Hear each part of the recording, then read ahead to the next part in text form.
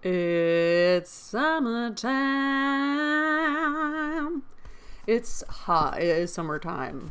I know technically summer does not start until whatever. June 21st. Yeah, summer solstice. Happy summer solstice. It's summer. It's hot. It was really cool this weekend and now it's just boom, it's hot. Whew. Okay, where were we? What happened? We're reading Emma. Welcome to my channel where I am reading Emma. And I'm reading all of the Jane Austen books out loud. Join me on my journey.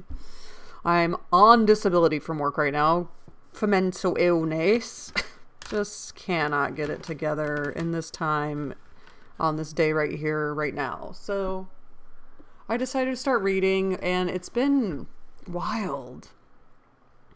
Just how much stuff is still relevant today, and Jane Austen is so creative. She's got my creative juices flowing. What has happened? Mr. Churchill left and now he's back and there's a ball and Mr. Elton got married and we find out that Harriet is in love again. And we don't know who she's in love with, but Emma is trying really hard not to presume who it is. But also, did Harriet tell Emma that she was never going to marry? So much has happened. Harriet kissed her hand in silent and submissive gratitude. Emma was very decided in thinking such an attachment no bad thing for her friend. Its tendency would be to raise and refine her mind, and it must be saving her from danger of degradation. We don't know who Harriet Smith be in love with, but she do be in love. We're on chapter 5 of volume 3. It's the Jane Austen community, especially in North America, is a little intimidating because I feel like they know everything about every book. And you can tell them a sentence and they know exactly where it's from. Oh, we just went to the point where we got to the point where Harriet just like burned all these things that she had for Mr. Elton because she's in love with somebody else. And Emma thinks it is Mr. Frank Churchill because she was saved by Frank Churchill from the gypsies. Maybe if I read on, I'll catch myself up to what was happening. Chapter 5. In this state of schemes, Emma is scheming again, and she swore off scheming. In this state of schemes and hopes and connivance. Did I already look that word up? Probably. Did I forget what it means? Yes. Is it easier to look things up on Google? Yes. Is it more fun to look things up in a dictionary sometimes? I don't even think I have my phone near me, so we're going to do this. Connivance. LMNOPHIJKEFG. I'm going to get there. Here we go. Conjugate. Connectable. Connection. Connivance. Knowledge of and active or passive consent to wrongdoing. Whoa. Conspiracy. I have looked that word up before and I need to underline it and I didn't memorize it. I need to put a little thing in here. Connivance. I'm sure that's how you say it.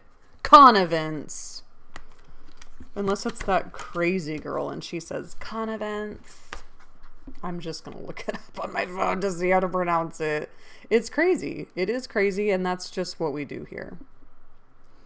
Connivance. Oh. I may... A what? Connivance. Oh, connivance. Oh, like a conniving. Connivance. Oh, hopes and schemes and connivance. Oh, wow. Okay. In the state of schemes and hopes and connivance, June opened upon Hartfield.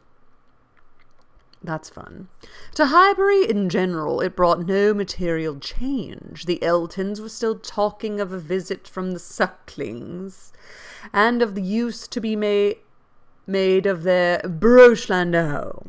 And Jane Fairfax was still at her grandmother's, and as the return of the Campbells from Ireland was again delayed, and August instead of midsummer fixed for it, she was likely to remain there for full 2 months longer, provided at least that she were able to defeat Mrs. Elton's activity in her service, and save herself from being hurried into a delightful situation against her will.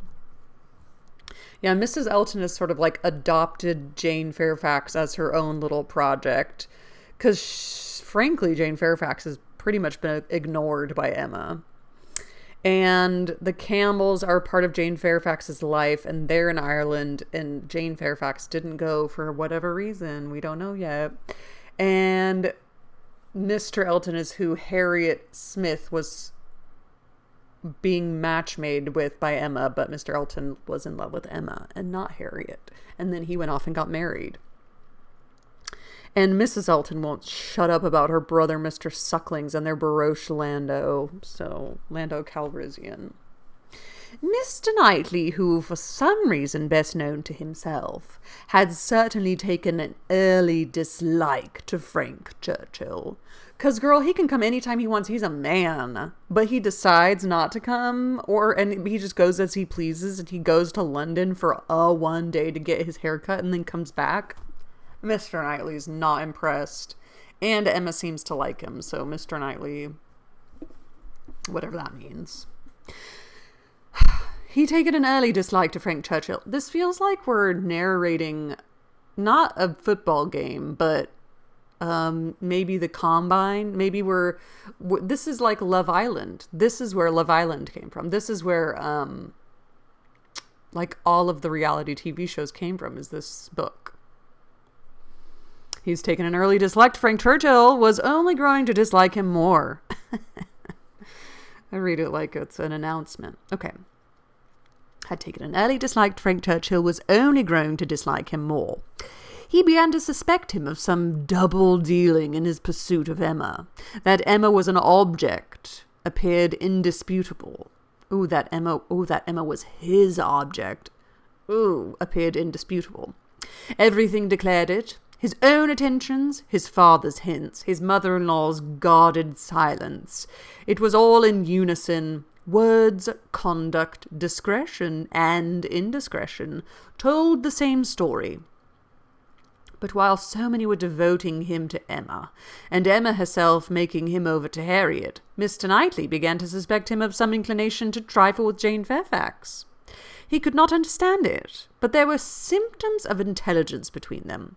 He thought so at least. Symptoms of admiration on his side, which having once observed, he could not persuade himself to think entirely void of meaning. However, he might wish to escape any of Emma's errors of imagination.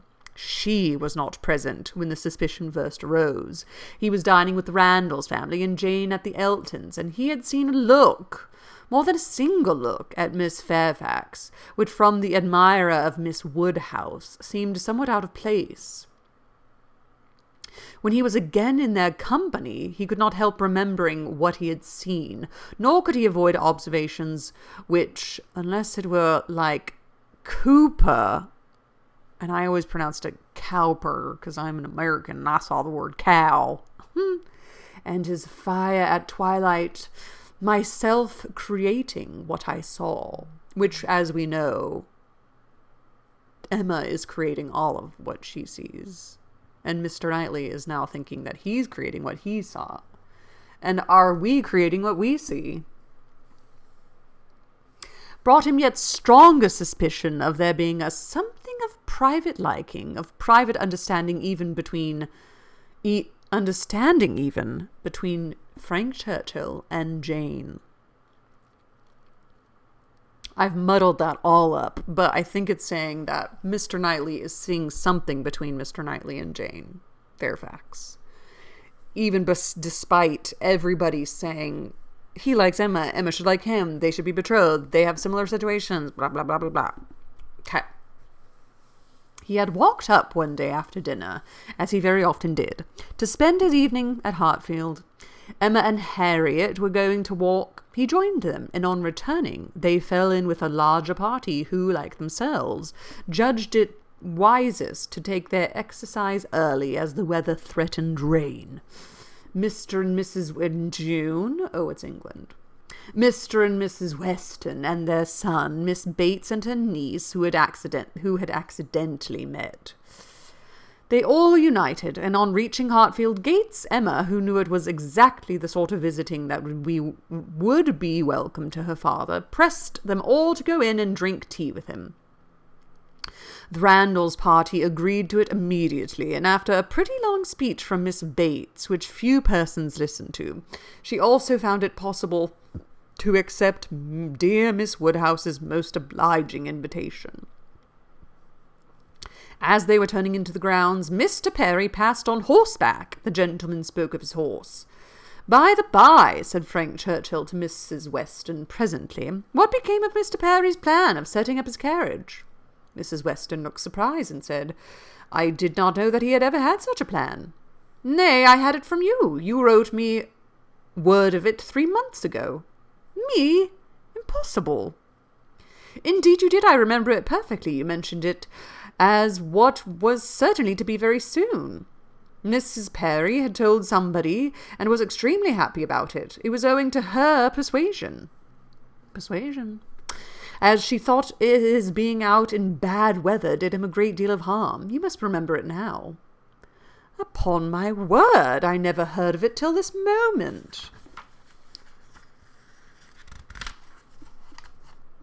"Never? Really never? Bless me, how could it be? Then I must have dreamt it. But I was completely persuaded. Miss Smith, you walk as if you were tired. You will not be sorry to find yourself at home." "What is this? What is this?" cried Mr. Weston. "About Perry and a carriage? Is Perry going to set up his carriage, Frank? I'm glad he can afford it. You had it from himself, had you?" "No, sir," replied his son, laughing. "I seem to have had it from nobody. Very odd. I really was persuaded of Mrs. Weston's having mentioned it in one of her letters to Enscombe many weeks ago, with all these particulars. But as she declares it, she never heard a syllable of it before. Of course, it must have been a dream. I am a great dreamer. I dream of everybody at Highbury when I am away, and when I have gone through my particular friends, then I begin dreaming of Mr. and Mrs. Perry." That is such an odd thing. This is such an odd thing to bring up. And those are so annoying when you know you heard somebody tell you something. "I know you told me this," and they're like, the thing is when people say, "I've never said those words in my life," and then turns out they just forgot, but they're so certain that they say, "I've never, ever, have I ever mentioned those words ever." And then you're like, no, and we did this thing, and then they're like, "Oh yeah, maybe I did." Could it be you've just forgotten, and it's so crazy to have somebody tell you that you said something that you don't remember, that it's like an affront? You're like, "I would never, I've never heard of such a thing." But that's such a dramatic response to something that you might have just forgotten. And why are you making me feel crazy? I know you said it. Either way, both people feel crazy. That's such a crazy making, especially when it's accusatory. Like, "You said this thing and I've been hurt by it ever since." And they're like, "I've never said that." And you're just like, you're gaslighting me. They just forgot that they had said it, or you're remembering it wrong. Memory is so weird. "It is odd, though," observed his father, "that you should have such a regular connected dream about people whom it was not very likely you should be thinking of at Enscombe. Perry setting up his carriage, and his wife's persuading him to it, out of care for his health. Just what will happen, I have no doubt, some time or other, only a little premature. What an air of probability sometimes runs through a dream, and at others what a heap of absurdities it is. Well, Frank, your dream certainly shows that Highbury is in your thoughts when you are absent. Emma, you are a great dreamer, I think." Emma was out of hearing. She had hurried on before her guests to prepare her father for their appearance, and was beyond the reach of Mr. Weston's hint. "Why, to own the truth," cried Miss Bates, who had been trying in vain to be heard the last 2 minutes, "if I must speak on this subject, there is no denying that Mr. Frank Churchill might have.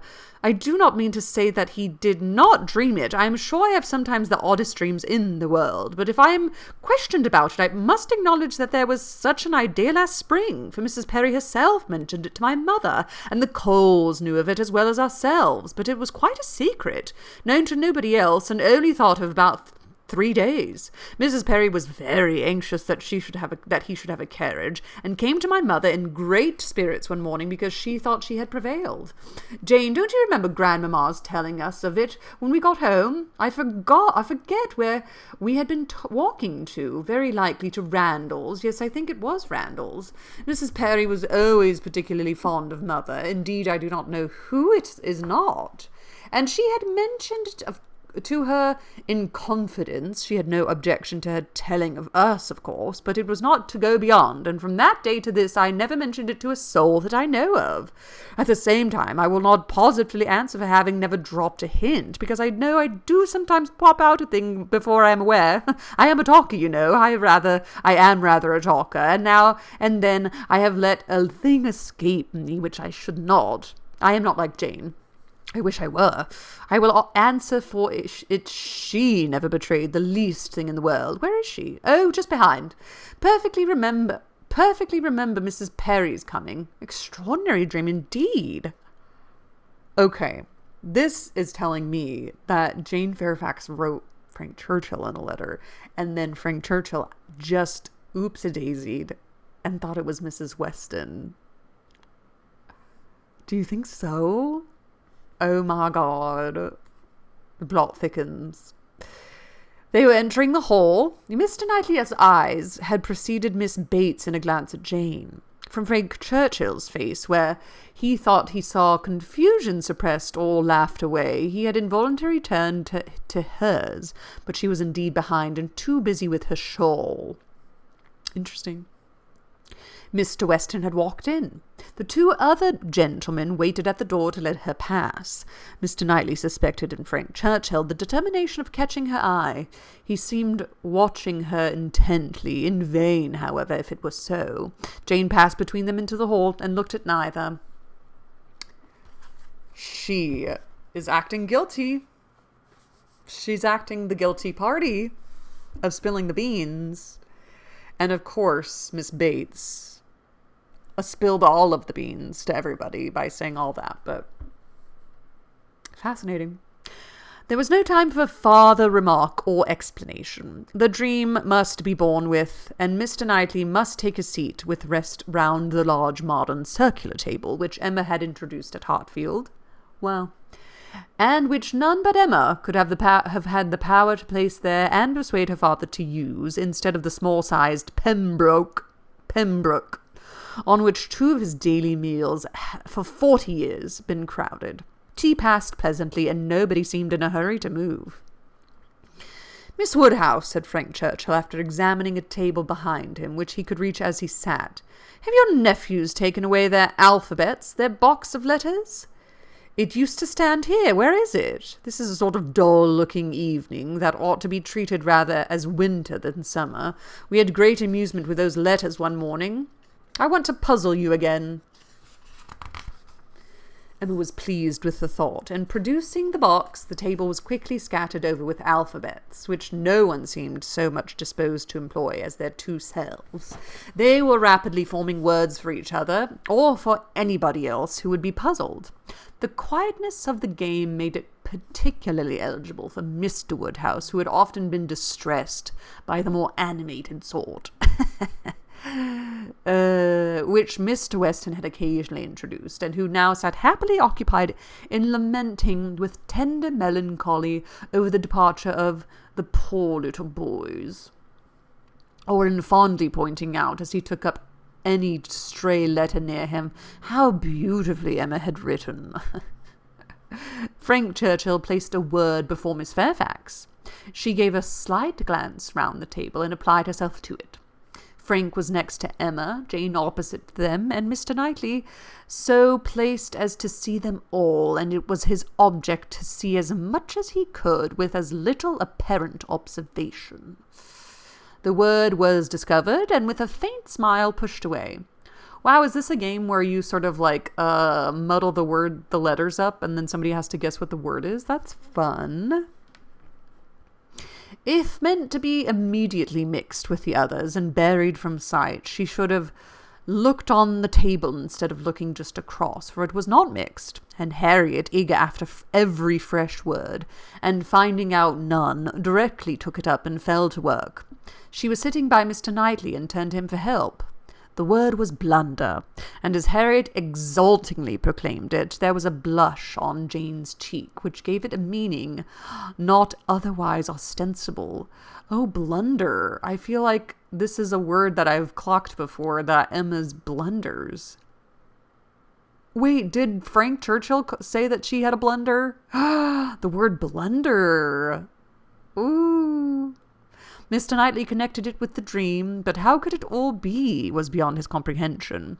How the delicacy, the discretion of his favourite could have been lain asleep. He feared there must be some decided involvement. Disingenuous and double-dealing seemed to meet him at every turn. These letters were but the vehicle for gallantry and trick. It was child's play, chosen to conceal a deeper game on Frank Churchill's part. With great indignation did he continue to observe him, with great alarm and distrust, to observe also his two blinded companions. He saw a short word prepared for Emma, and given to her with a look sly and demure. He saw that Emma had soon made it out, and found it highly entertaining, though it was something which she judged it proper to appear to censure. For she said, "Nonsense! For shame!" He heard Frank Churchill next say, with a glance towards Jane, "I will give it to her, shall I?" And as clearly heard Emma opposing it with eager laughing warmth. "No, no, you must not. You shall not indeed." It was done, however. This gallant young man, who seemed to love without feeling, and to recommend himself without complacence, directly handed over the word to Miss Fairfax, and with a particular degree of sedate civility entreated her to study it. Mr. Knightley's excessive curiosity to know what this word might be made him seize every possible moment for darting his eye towards it, and it was not long before he saw it to be Dixon. Jane Fairfax's perception seemed to accompany his. Her comprehension was certainly more equal to the covert meaning, the superior intelligence of those 5 letters so arranged. She was evidently displeased, looked up, and seeing herself watched, blushed more deeply than he had ever perceived her, and saying only, "I did not know that proper names were allowed," pushed away the letters even with an angry spirit, and looked resolved to be engaged by no other word that could be offered. Her face was averted from those who had made the attack, and turned towards her aunt. "Ay, very true, my dear," cried the latter, though Jane had not spoken a word. "I was just going to say the same thing. It is time for us to be going indeed. The evening is closing in, and Grandmamma will be looking for us. My dear, you are too obliging. We really must wish you good night." Jane's alertness in moving proved her as ready as her aunt had been preconceived. She was immediately up and wanting to quit the table, but so many were also moving that she could not get away, and Mr. Knightley thought he saw another collection of letters anxiously pushed towards her, and resolutely swept away by her unexamined. She was afterwards looking for her shawl. Frank Churchill was looking also. It was growing dusk, and the room was in confusion, and how they parted, Mr. Knightley could not tell. He remained at Hartfield after all the rest, his thoughts full of what he had seen. So full that when the candles came to assist his observation, that's beautiful. The candles came to assist his. It's getting dark. I love that. What is that? Is that like anthropomorphizing candles? What is that? I love it. His thoughts full of her so full that when the candles came to assist his observation, he must, yes, he certainly must, as a friend, an anxious friend, give Emma some hint, ask her some question. He could not see her in a situation of such danger without trying to preserve her. It was his duty. "Pray, Emma," said he, "may I ask in what lay the great amusement, the poignant sting of the last word given to you and Miss Fairfax? I saw the word, and I am curious to know how it could be so very entertaining to the one and so very distressing to the other." Emma was extremely confused. She could not endure to give him the true explanation, for though her suspicions were by no means removed, she was really ashamed of having ever imparted them. "Oh!" she cried in evident embarrassment. "It all meant nothing, a mere joke among ourselves." "The joke," he replied gravely, "seemed confined to you and Mr. Churchill." He had hoped she would speak again, but she did not. She would rather busy herself about anything than speak. He sat a little while in doubt. A variety of evils crossed his mind. Interference, fruitless interference. Emma's confusion and the acknowledged intimacy seemed to declare her affection engaged. Yet he would speak. He owed it to her to risk anything that might be involved in an unwelcome interference rather than her welfare, to encounter anything rather than the remembrance of neglect in such a cause. "My dear Emma," said he at last, with earnest kindness, "do you think you perfectly understand the degree of acquaintance between the gentleman and the lady we have been speaking of?" "Between Mr. Frank Churchill and Miss Fairfax? Oh, yes, perfectly. Why do you make a doubt of it?" "Have you ever at any time had reason to think that he admired her, or that she admired him?" "Never, never!" she cried with a most open eagerness. "Never for the 20th part of a moment did such an idea occur to me. And how could it possibly come into your head?" "I have lately imagined that I saw symptoms of an attachment between them, certain expressive looks, which I did not believe meant to be public." "Oh, you amuse me excessively. I am delighted to find that you can vouchsafe to let your imagination wander, but it will not do. Very sorry to check you in your first essay, but indeed it will not do. There is no admiration between them, I do assure you, and the appearances which have caught you have arisen from some peculiar circumstances, feeling rather of a totally different nature. It is impossible exactly to explain. There is a good deal of nonsense in it, but the part which is capable of being communicated, which is sense, is that they are far from any attachment or admiration for one another, as any two beings in the world can be. That is, I presume it to be so on her side, and I can answer for its being so on his. I will answer for the gentleman's indifference." She spoke with a confidence which staggered, with a satisfaction which silenced Mr. Knightley. She was in gay spirits, and would have prolonged the conversation, wanting to hear the particulars of his suspicion, every look described, and all the wheres and hows of a circumstance which highly entertained her. But his gaiety did not meet hers. He found he could not be useful, and his feelings were too much irritated for talking, that he might not be irritated into an absolute fever by the fire which Mr. Woodhouse's tender habits required almost every evening throughout the year. He soon afterwards took a hasty leave and walked home to the coolness and solitude of Donwell Abbey. Wow.